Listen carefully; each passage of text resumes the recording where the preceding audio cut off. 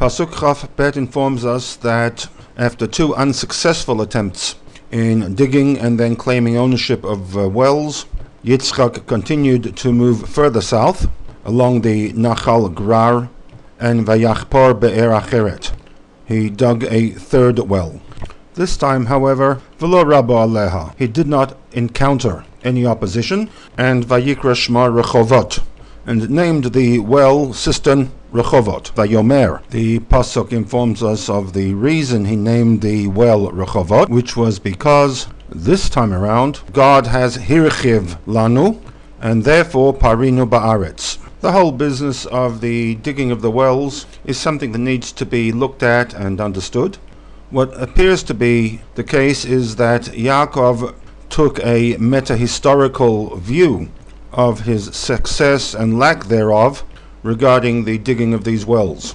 The word Rechovot Shoresh Resh Chet Bet implies expansion, wide spaces, place to move, and accordingly the ArtScroll translation, for now Hashem has granted us ample space, and we will be fruitful in the land, as if to suggest that this was a sign from heaven, an omen that he will be successful in fulfilling God's mission in the land. This in stark contrast to the previous 2 attempts, where the ownership of the wells was in dispute, which was a signal to Yitzchak that God was not yet on side. A quick look at some other translations that have nuanced alternatives.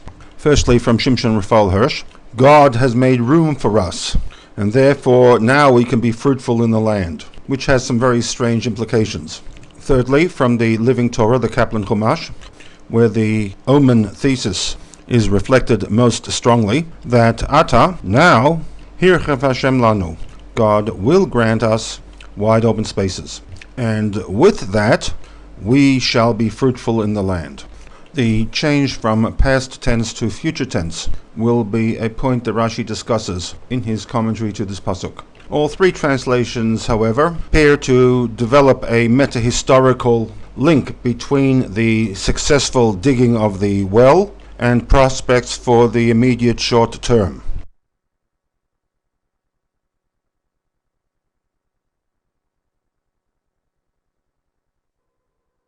In his commentary to this pasuk, Rashi quotes the words of Parinu Ba'aretz as the heading and goes on to state that Ketargumo, the phrase needs to be understood in accordance with the Targum Unclus translation, which is V'nipush Ba'ar'a. There is a consensus of opinion amongst the major commentators to Rashi, the Sifsei Chachamim, the Mizrahi, the Gur Aryeh et al., who maintain that Rashi is forewarning a grammatical problem with the text. The default translation for Parinu is past tense.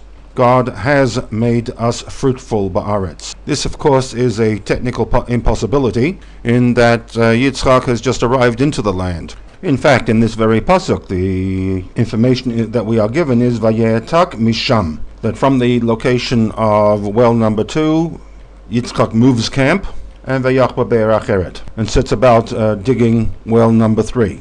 So it's virtually impossible for him to have stated, Uparinu Ba'aretz, we have become fruitful in the land. And therefore Rashi relies on the Targum translation that the prefix Vav converts the word from the past tense to the future. And the translation for Parinu Ba'aretz is, and we will be fruitful, we will increase in the land.